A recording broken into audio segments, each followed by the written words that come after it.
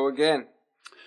Here we are, back again, from the Office of Enlightenment and Light Entertainment, for the autodidacts who want to learn more about more, the known knowns, the unknown knowns, and the garden gnomes.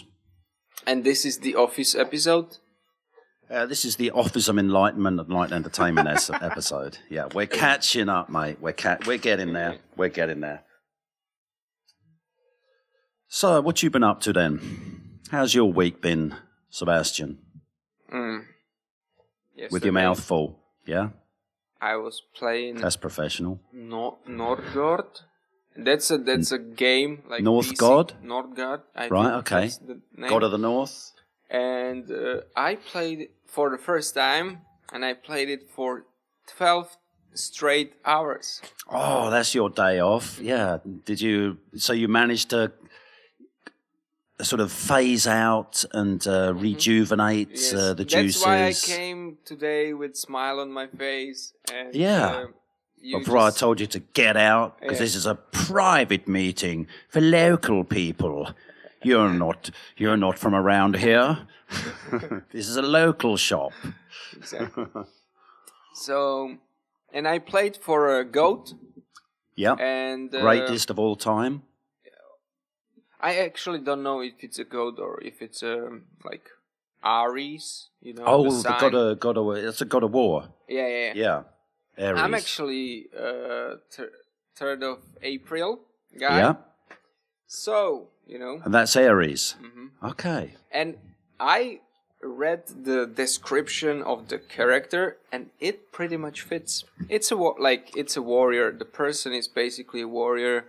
It's a fire sign, so there's a lot of energy. Welcome to the club.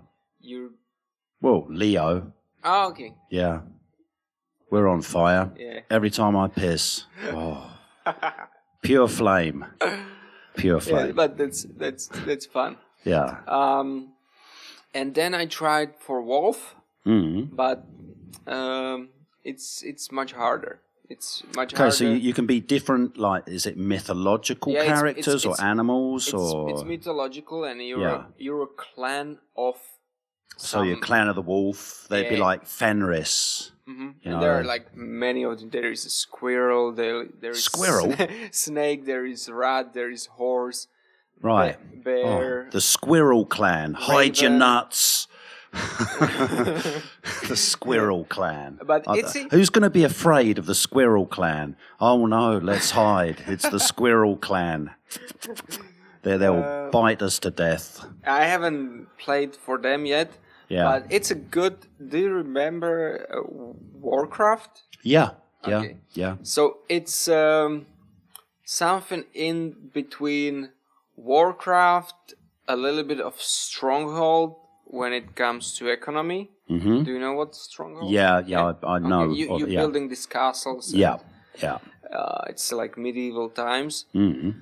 And what else? Well, the characters that is it character driven? Is it like first person thing? You know, where you? No, it's what is this called? I don't actually. RPG. Probably. The same camera as Warcraft.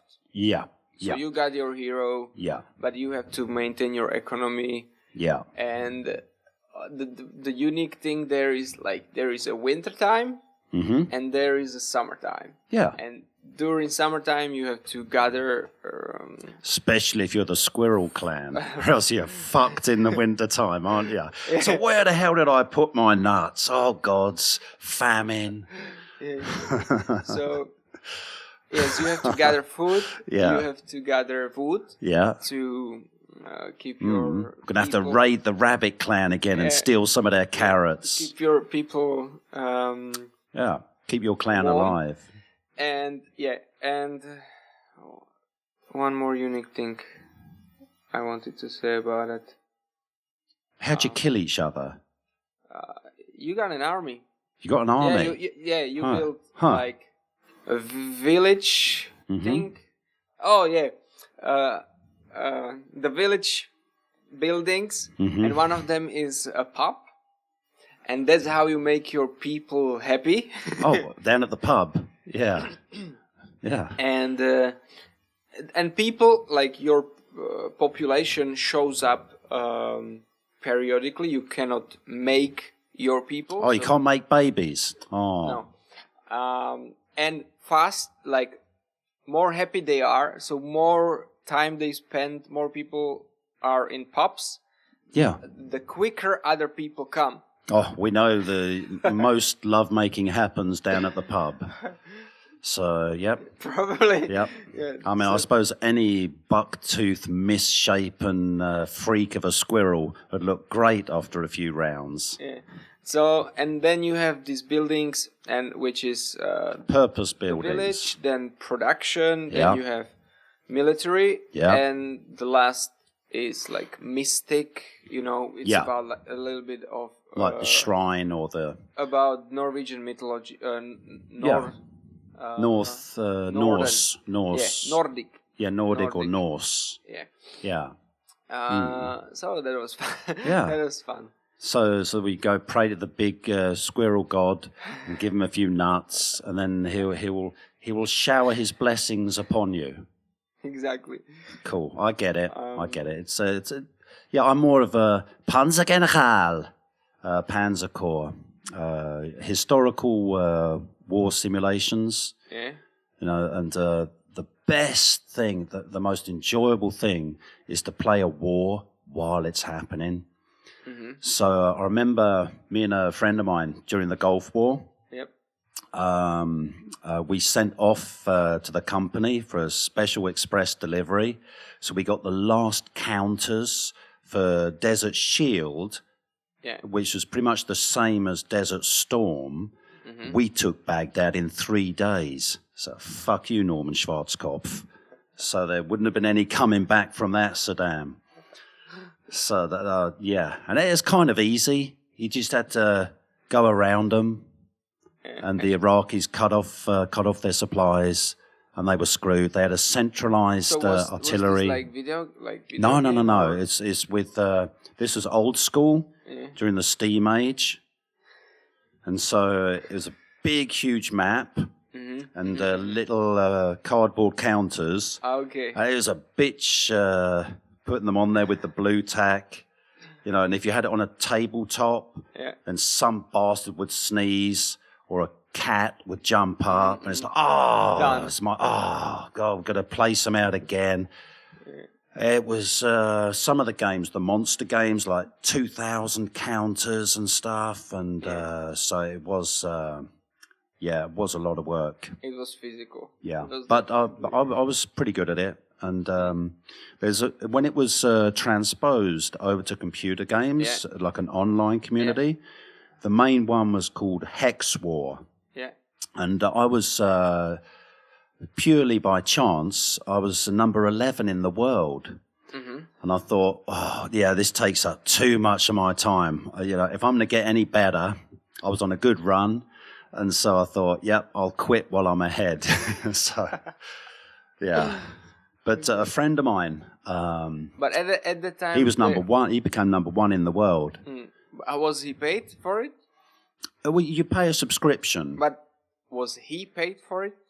You know, nowadays, this was just... if you're a professional gamer, that's right. Get paid. Well, I suppose the audience enjoyment participation thing is like, you see one counter moving over to another hex, and it's kind of a lot of contemplation. Mm-hmm. It'd probably be a bit slow. It's like watching cricket. I get it. Something just not enjoyable. Well, yeah, I get it. The audience participation pretty low. Yeah. But so it was I beat the best guy in the world, by the way, Matthew Bashover. If you're out there, Matthew, thanks for the Battle of the Bulge. So so it was literally transformed to the online space. Yeah, instead of all the big maps and the counters that go everywhere. You know, if you mix them up, and I've got probably about, I don't know, a couple of 100 war games. Just name a battle, name a war, and I might have played it. Yeah. Maybe. This mate of mine, Alif, shout out. He's just got everything. Yeah. So he's taken it, Outstrider. He's taken it one step beyond. So he's. So I think the real scenarios wars. I think the Second World War is pretty much fun. It is too much fun. What is it? Iron Hearts? Yeah, Iron Hearts. Hearts of Iron. Iron. Yeah. Now it's it's a big 4. one. That's right. Yeah, 4's come out recently. Gary Gigsby's War in the East, War in the West, all that. But I had to stop, because I just do not have the time. I know. So it's just impossible. Me neither. Yeah, except once in a while where you can zone out and just go into Squirrel Clan world, gather your nuts, and take it over. Yes, and I just realized, yes, exactly. You are allowed to screw up. You know what I mean? You can't be just focused all the time. Yeah. You have to zone out. You have to go for a beer. You have to go play video game. Whatever. Yeah, but not everything could be translated to the real world. Yes. It's like, I regret that pillage and raping of that village and that, but then you can just delete, restart in a game. But real life has real consequences. You hear that, Putin? Some will never forgive. And, of course. But, there's a whole debate. Well, back in the 1800s, when I was young, it was, they talked about everything was supposed to be dangerous, impressionable. Yeah. Like if you played shoot 'em ups and that, if you watched a violent video, then you go out and do the same thing. All statistics have shown that that's bollocks. Yeah. It's more of a release, a catharsis, getting rid of it, Yeah. I mean, I think all serial killers, all psychopaths, they should be given a free console and as many computer games as they want. Exactly. Just live out their fantasies on the screen, and it'd be a much, much safer world.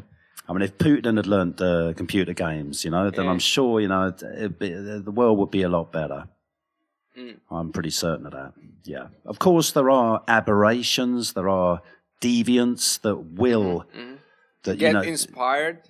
Yeah, there's always one. But the thing is, the cause is not the video game. That's the main. That's right. Yeah, because the all the research that's been done, especially in Sweden, by the way, there's they've got an animal police. They're not animals; they're actually humans. But they do CSI work on animal crime, and so the first sign of a little psychopath is when they're pulling the wings off of butterflies and stuff, and then they're torturing small animals to death. So if they see some Smurf or some squirrel, with its bushy tail hammered onto a tree, just in reach of its nuts, and then there's some weird kiddie out there that's going to be a real handful as soon as he grows up and evolves into the Hannibal cannibal type. So that's how it prevents. I've also heard it so many times. It's just so I find it so stupid. And those are people mostly without any imagination, no creativity. Yeah. Even afraid of, kind of hating themselves. Oh, yeah. Afraid of themselves. They hate themselves and their mothers. And also, they always they try to hide their shadow side. Yeah. They never do mistakes. Yeah. They're always perfect. So what's it called? Those are the people. Obsessive compulsives or whatever it is. They obsess about having things in a certain order. So it's to regain control that is a prime objective of the psychopath serial killers. And because they've had so many, from Ed Gein, so you just name any of the psychos, right? Yeah. They've had a distant father who hasn't been present for a role model, and they've had an overcoping, domineering mother. And so Norman Bates in Psycho, whom actually is based on Ed Gein. I was part of the Ed Gein Society. Not one of my proudest moments, but I have no idea what Ed Gein. Well, Ed Gein, he was the first popularized psycho in a small town in Wisconsin, that they call the Great Dead Heart of America, where like nothing ever happens. Ed Gein was a bit of a loner, and his mum died, and everyone tortured animals there, I think. So it was difficult to spot him at an early age. And he was, like I said, a shy person, the last person you'd think do anything like that. And they first noticed that, this is going in stages, that the local graveyard was being raided and bodies were going missing, especially of freshly buried women. And so then he progressed onto real people. There's a lot of evidence that shows that he probably killed his own brother, I believe. And so in his house was like the end of a dead end street kind of thing in the woods. And he was a hunter, but then who isn't over there? So then he ended up killing and butchering by hanging upside down like you would do to a deer. Yeah. Then he got caught, and then the police came by and they checked out his place. And Ed Gein, within 1 year of this being found out, he was caught alive. Okay, the screenwriter for Psycho was there, writing about Norman Bates, based on Ed Gein, and Texas Chainsaw Massacre. Like American Psycho, that one? No, American Psycho, that's more based on the materialism. Yeah, okay. Yeah, it's a different kettle of fish. Yeah, and besides American Psycho, they talk about the violence. The first bit of violence doesn't happen until page 136, the third paragraph or so I've read again and again. And he just crushes the front legs of a little dog, which is disgusting. And so, it's not overly filled with violence whatsoever. But with the Ed Gein thing, it was so shocking. But things like that have been going on for ages. There's been loads of serial killers prior. This was in the 50s, the 1950s. But it inspired the introduction of the psychopaths into popular culture. That was the big difference. And since then, it's become like an industry. It's been glorified. You know what you were saying, that they're pretty boring people, really. Yeah. And they're just obsessively, compulsively, they have to have things all neat and tidy. And so they would be Ed Gein, he was the most boring person. Yeah. But then... Yeah, exactly. And when these people, when these people get into positions of, of authority. Yeah. I didn't want to use of power because I think the word power is suffering from using that word in this context, because it's not power. It's misusing the authority, the structure of the society. It's not necessarily power. You know what I mean? You think a better word, responsibility? Is that a better use? Because I Yeah, agree with yeah, I I with guess, you yeah, that yeah. power is become a these negative. These fuckers, they are not responsible, Mm. and they get into position of that they should have responsibility. Yeah. And and they just fuck things up, and they are playing these mind games on everybody, and because most people are cowards. With good reason. That they're the ones that survive. Don't you think? When I say a coward, it's like the one guy who's got his stone-tipped spear and says, "Come on, lads, let's just stick together. We can take down this woolly mammoth." But all the others are run, and he'll get flattened. So his genes could be. Yeah, he's not going to have any descendants. But that's why there's so few of us. If you're part of Sparta, yeah. You stick with these guys. No, you'd be back. You wouldn't be one of the 300. You'd be back home. So, my hip's killing me, lads. Oh, I wish I could join you. If you think about it, like from the survival standpoint, and that the society is doesn't have resources to keep you alive, which was true for most of history. Yeah. So you either had to be part of the gang, let's say, or you didn't survive, because either you man up, either you do your fucking job, even you could be able to do, and this is the thing, it was meritocratic, it was based on competence, more competent you were, you went higher, so you get the most responsibility. And if you think about it, in life of a family or in your life, there are the responsibility is there, and it's much bigger than you as a one person, and that's why you have all this counseling occupation. You need good advice, right? Yeah. So that's the idea. So you go, yes. So people have especially people who, I heard this from my brother Dominic. He sent me this video.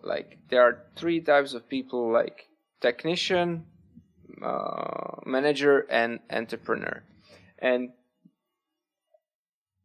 I think life, as it is an entrepreneurship. Which is like a pioneer. Yeah. Where you boldly go where no one could be bothered to go before. Yes, and the best strategy, I think for sure, is to do it as a team. So you develop a team. So it's not I'm the leader. I'm the general. So then, if you're the general, just go. Yeah. And you're that like this. So, how I see this entrepreneurial person, what is his responsibility? To look into the future and to look at what was, how we came here, and where we could go in the future. And that's it. Yeah. And that's not enough for survival. So then you are in need of other people. Well, that's the thing, It's if talking about all the best generals, all generals before, they led from the front. Yeah. They were ahead of the group. When Alexander the Great was astride Bucephalus, charging the Persian lines, he was right at the head of the companions. Right up until the Napoleonic Wars, then a general had to be in the front because it was so difficult to direct what was going on. Yeah. Very often. Of course, there are different circumstances, but you were in danger if you were the top guy still, you know? Yeah. Even nowadays, the biggest casualties are the NCOs, the mid-level management, if you will. They're the lieutenants and the sergeants. They're the ones that have to galvanize, to inspire the others. Come on, lads, charge! You know, and of course, they're the first ones getting shot. Yep. And then, of course, because of the development of military organisms, then you have the ones right at the top. They can be behind the lines to direct things once we have communication. Exactly. And but from the beginning, they had to lead and inspire directly on the front line. So talking about survivability, if you're going to choose, you have to be the 301. You can't be part of the 300 because they all die. Yeah. So, just my luck. 301. Okay, good luck, lads. So what I wanted to say with this example... cowards. It's the cowards that survive. Okay. So now we go back to this day and age, and what I mean by cowards, like you see something wrong going on in your neighborhood, in your family, in your life, and you just keep quiet because you don't want to say the truth, basically, or at least the different opinion against the person who is in charge, kinda, right? So you could end up as actually, if you had better understanding of the situation and of the of what's going on, you could end up replacing the person who is not competent. Yeah. But first, it means you challenge the person and also the subordinates of that person. Or we are talking very general terms, but if you put it into work-related environment, okay, there is a manager, and he's got people.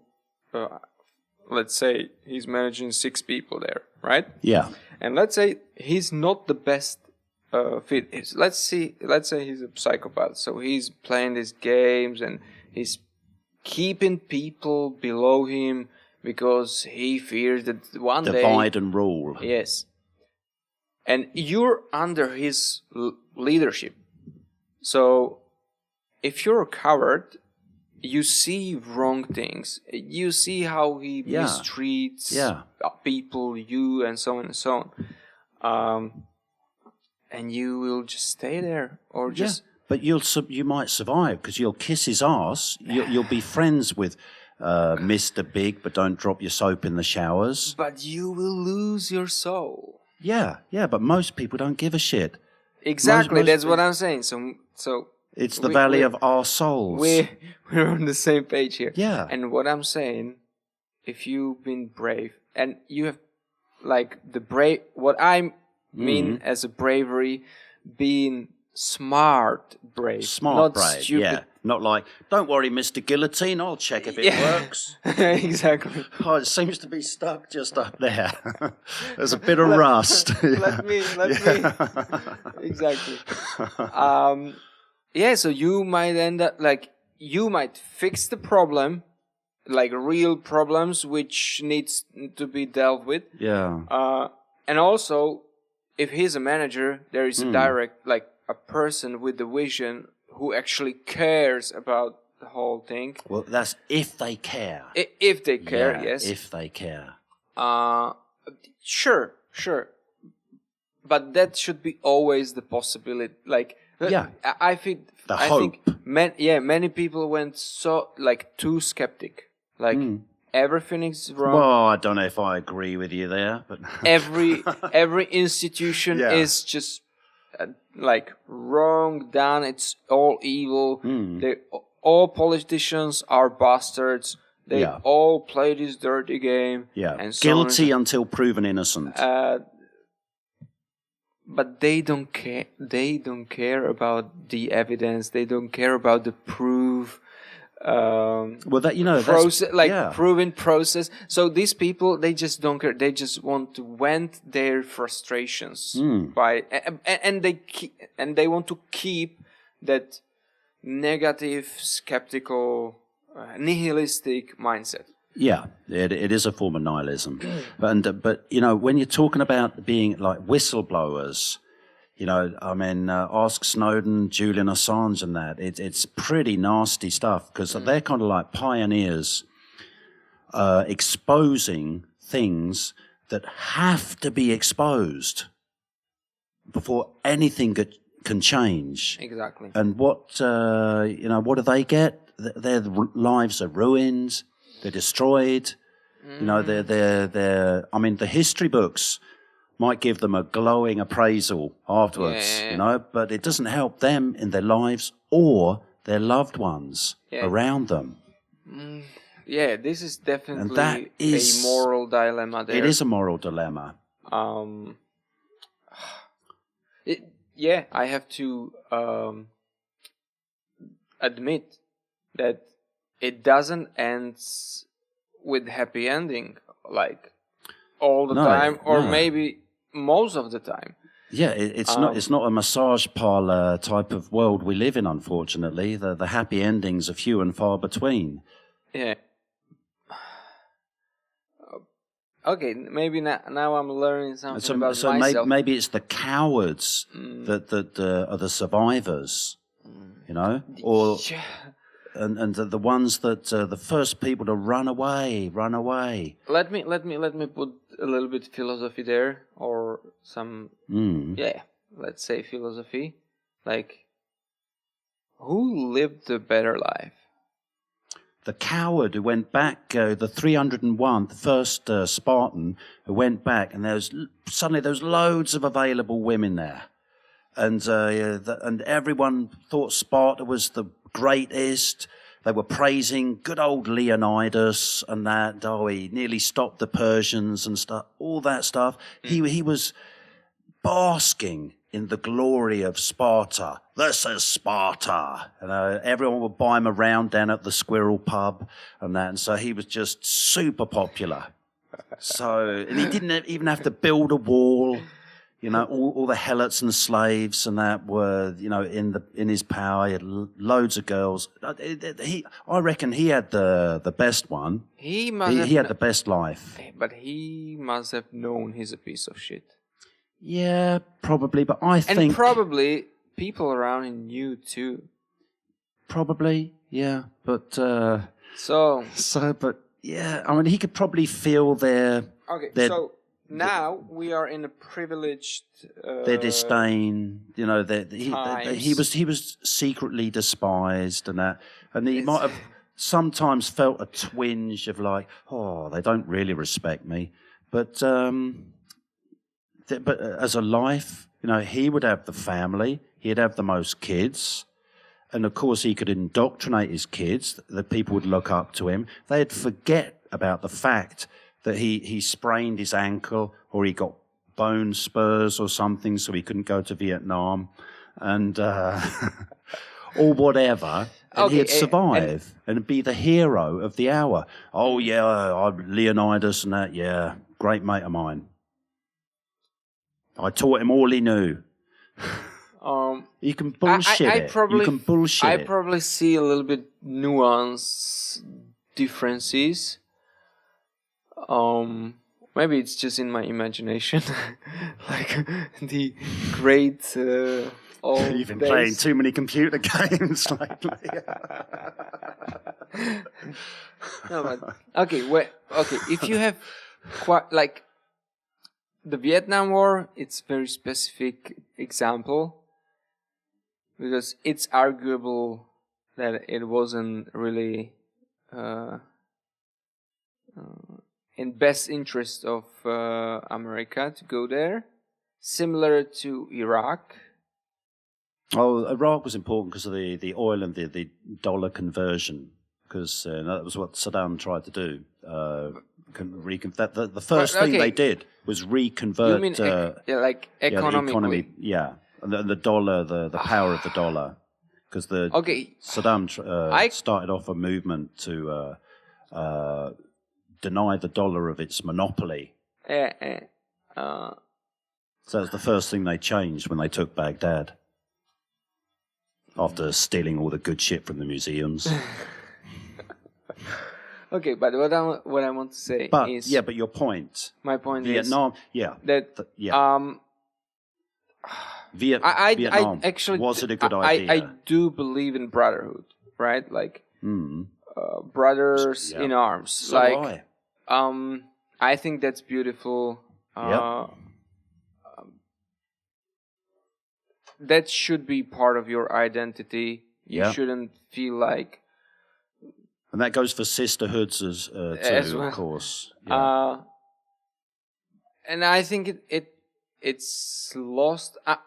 There are nuances, right? In Slovakia, okay, we have this post-communism mindset there.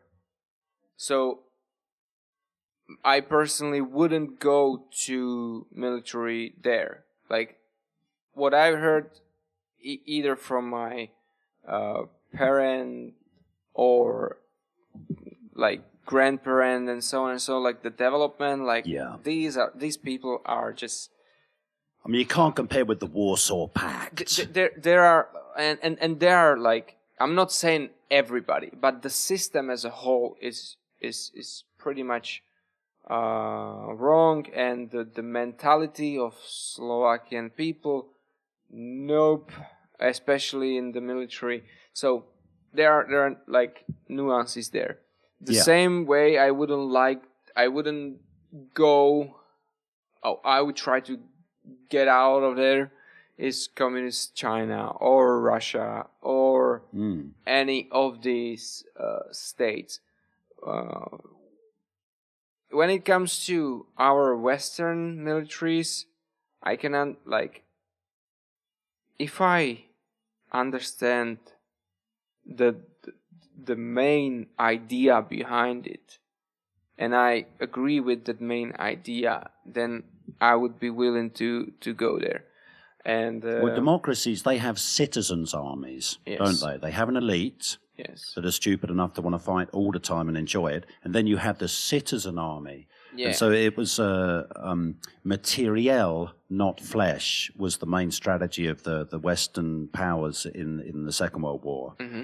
You know, they were going to pour in material to save lives instead of the way the Soviets fought the war, kind of forced to, and then the way the Germans fought the war, which was quick victory, which would save lives if the victory was quick enough.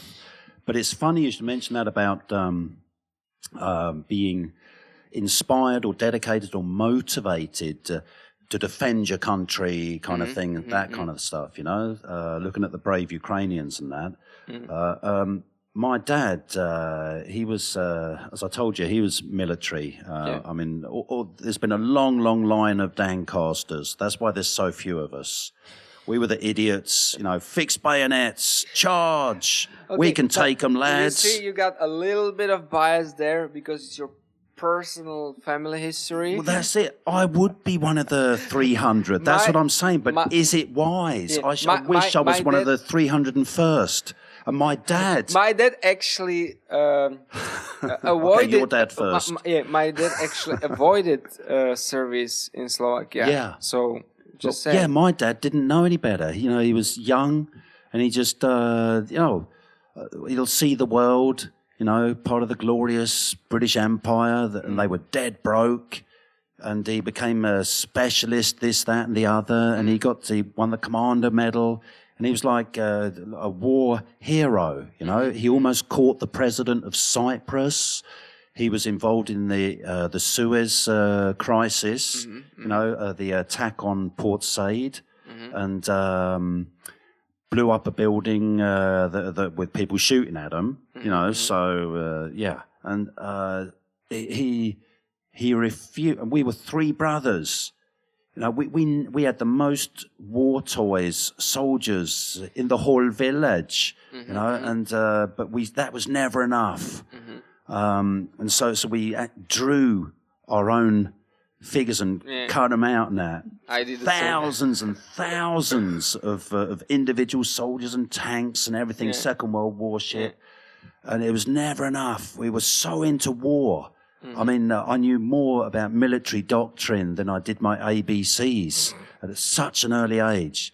But my dad, it was just, no, you're not going into the military. It's no fun anymore. We hardly own anything.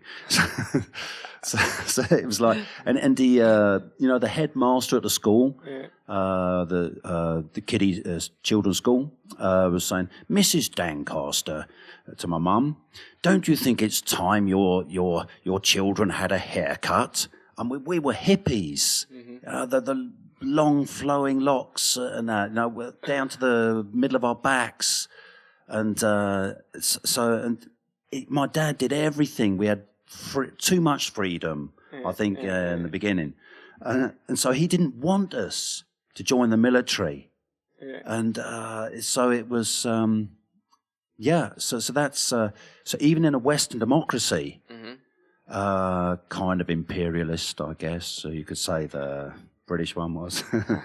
No, but every country has its shadow side. Every country has its massacres, its melees, if we're talking about Vietnam. And it was, if it wasn't for the French, then the Americans would never have been in Vietnam anyway.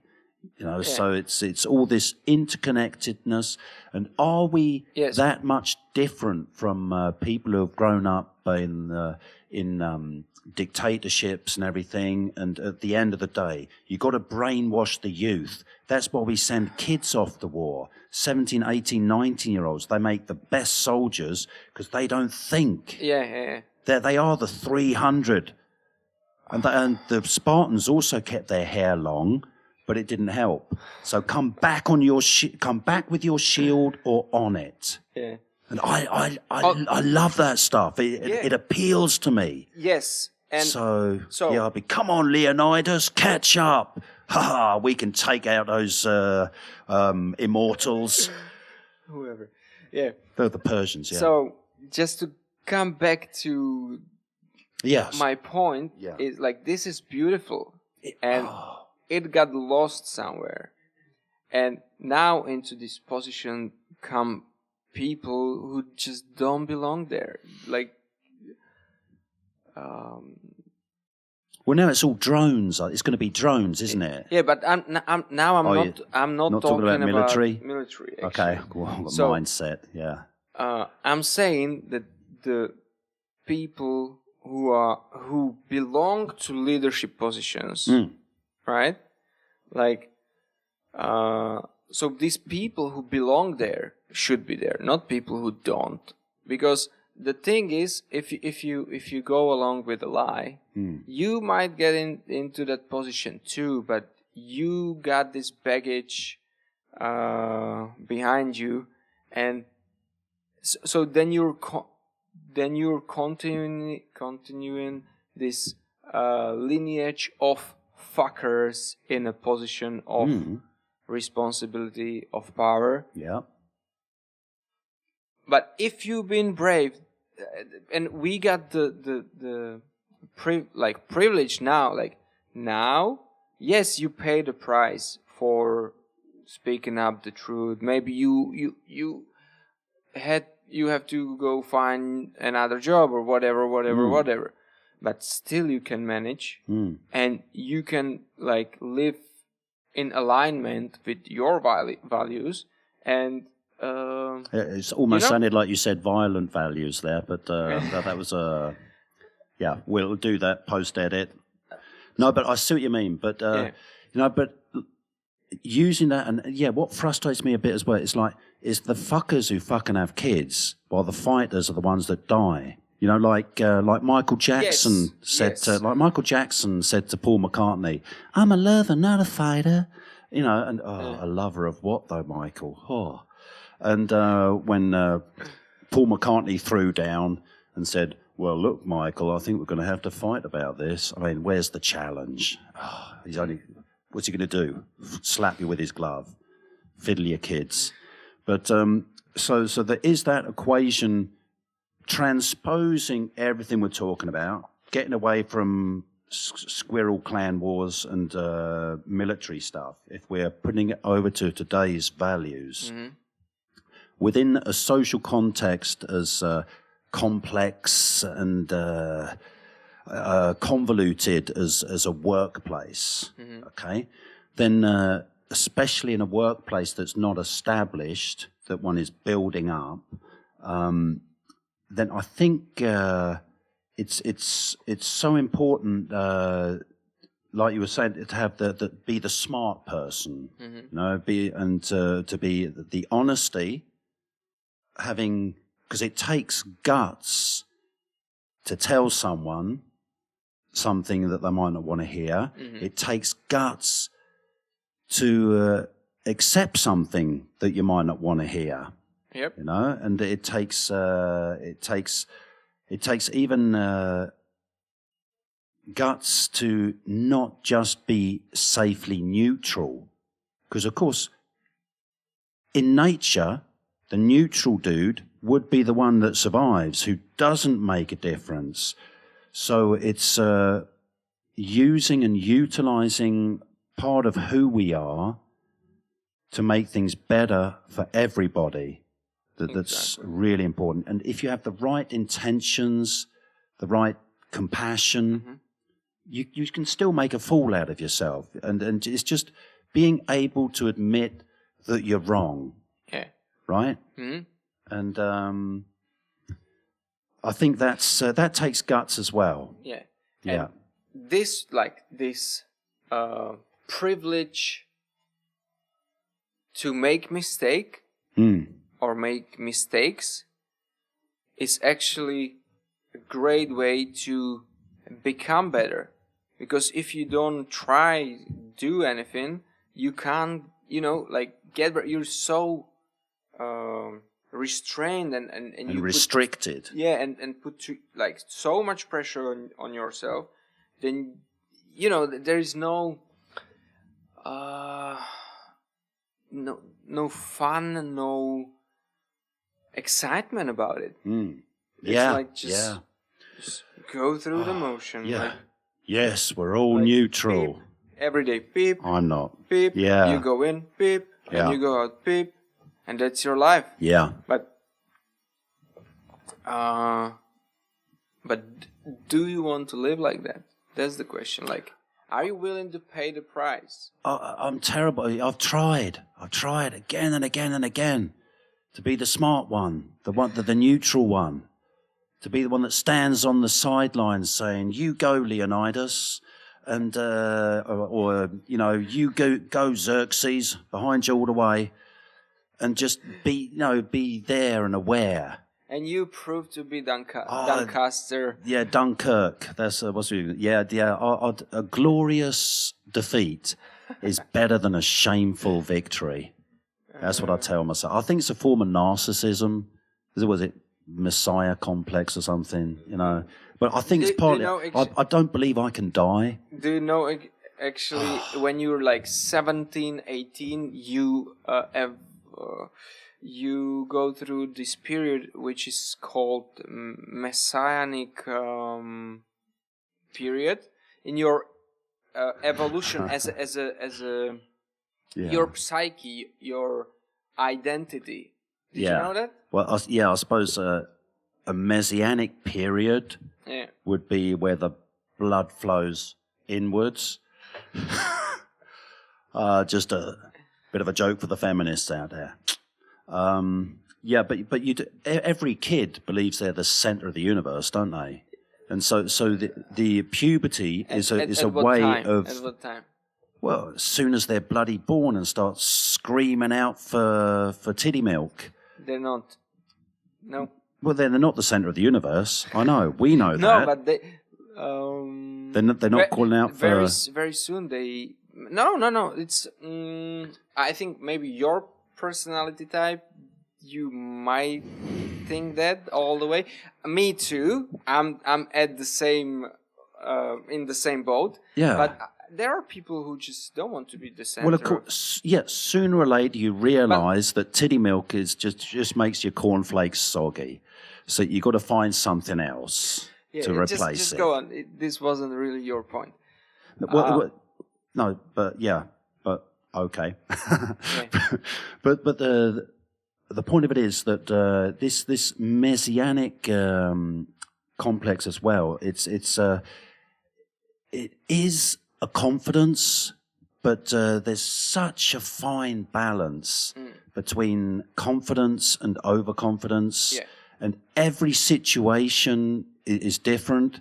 Every situation is a form of reflecting on how things are in a new way. Is that me? Yep. Sorry about that. I took a boat with him down to, because he lives in Fredrikstad. Yeah. And so we took the Christmas ferry thing over to Sweden, and to get some booze and everything. And it was the sea was a bit, a lot of waves, a bit stormy. And he goes, we're sinking, everyone to the lifeboats. That's his kind of humour. And this one poor woman, she got a total panic attack.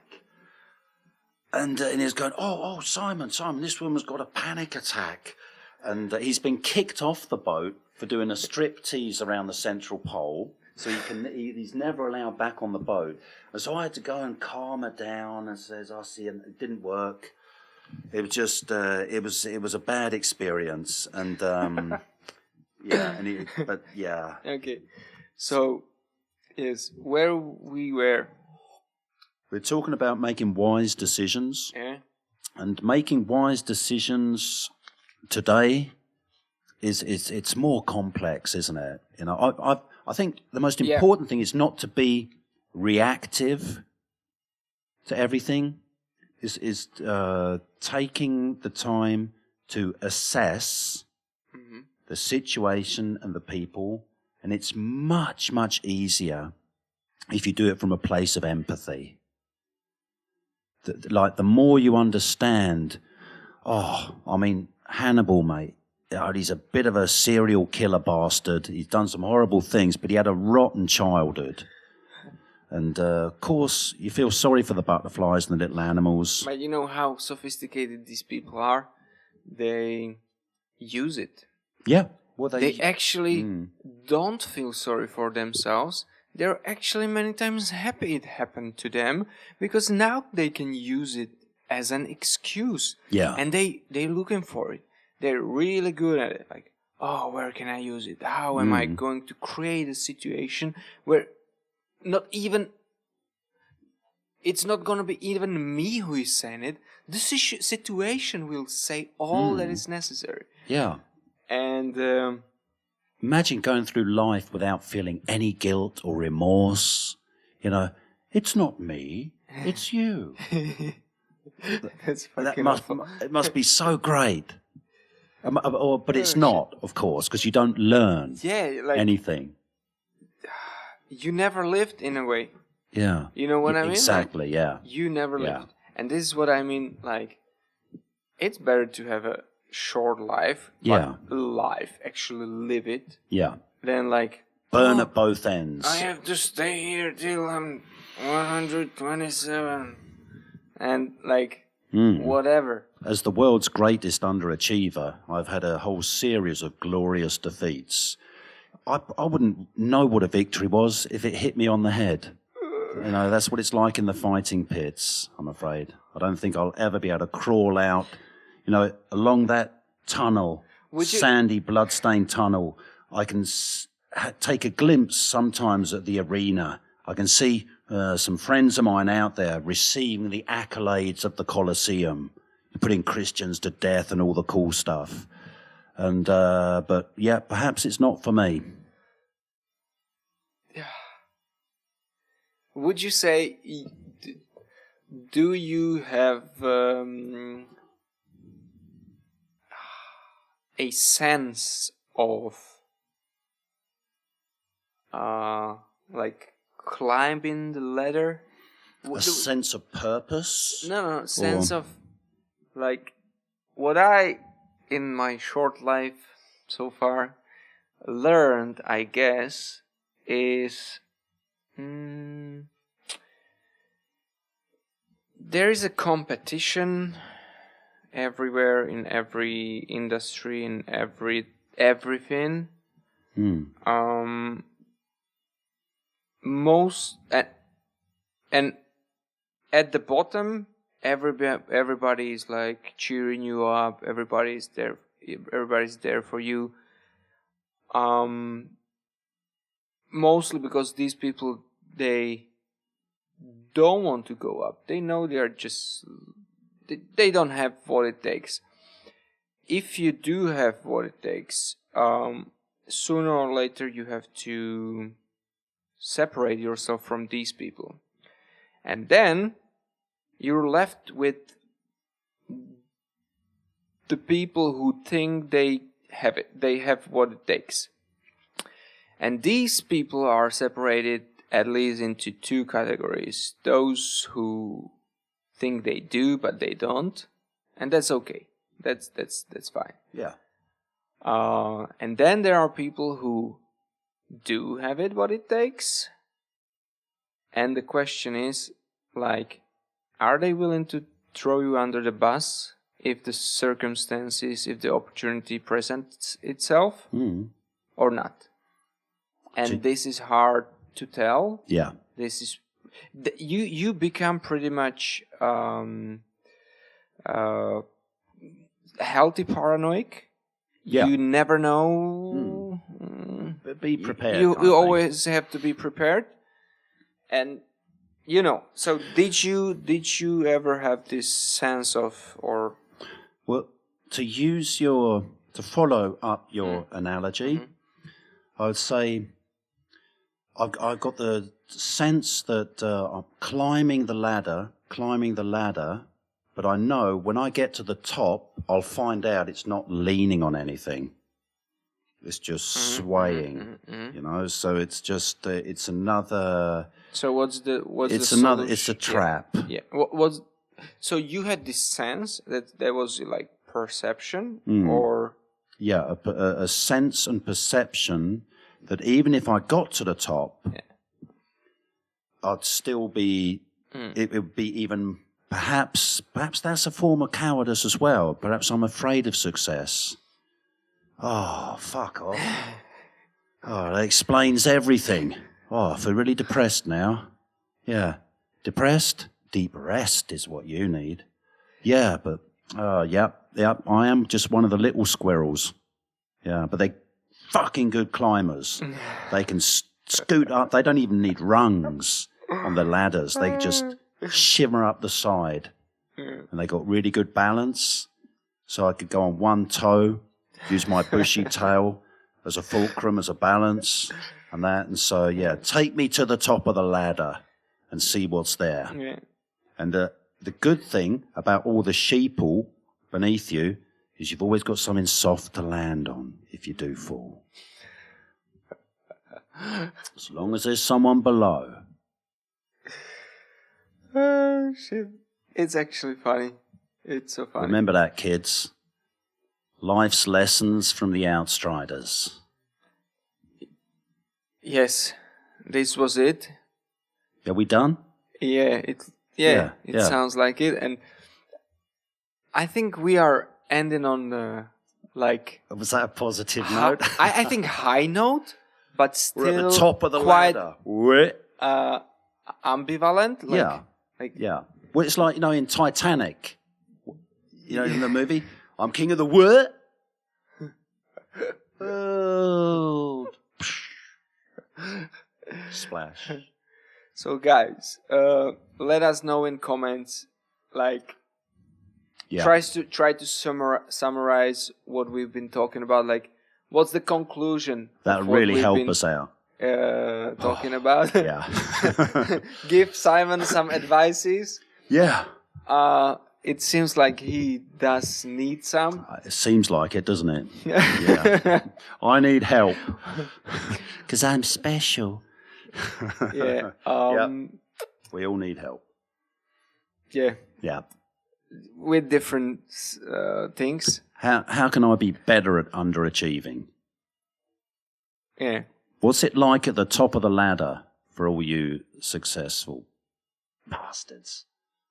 Yeah, or what's your concept like? Yeah. What is the best approach to be successful with apprehending the moral aspect of it, social aspect of it, and let's throw skill set, right? You need some skill set. You really need the hard. It all depends knowledge. Who's above you when you're climbing the ladder, and what they're wearing. Because if it's like Marilyn Monroe on a drafty day, then you can always admire the view. Speaking as a feminist. Yes, beauty is... Yeah, if it's some fat old flatulent bastard with his testicles showing through his shorts, How I see the ladder, it's more of a pyramid. Yeah. And there is multiple pyramids there, and you can choose whichever you want. And also the aspect of time. You competing with people now. You competing in a culture now. So, and it evolves. That's why people like who've been working like 30, 40 years in one place can be just kicked out because the culture changed. The culture, the ideology top down changed, and like, okay. At the end of the day, we're all competing with ourselves and our pluses and minuses, and the best way of doing it is climbing together. Like you're saying, a pyramid, it's like a whole bunch of ladders. Yeah. Just but there placed are people together, who just try to kick you down. Yeah, then one ladder will fall, but you got more ladders to support yourself. Yeah. So that's the moral is it's like I told the Nazi, it's not a race. It's not a competition. It's humans have survived because the cowards, the brave bastards, the pioneers, entrepreneurs, the observers, everyone ended up working together because we were the weakest, most undefensible, crappiest at smelling and hearing, no fur in the winter kind of thing. We were the weakest of the bunch, and so we had to work together. And through strength, through unity, we found strength. Yeah. Like all the squirrels, that's how they can beat the wolves. 1,000 squirrels, fuck up any wolf. Ciao. Bye for now. Did it go full circle?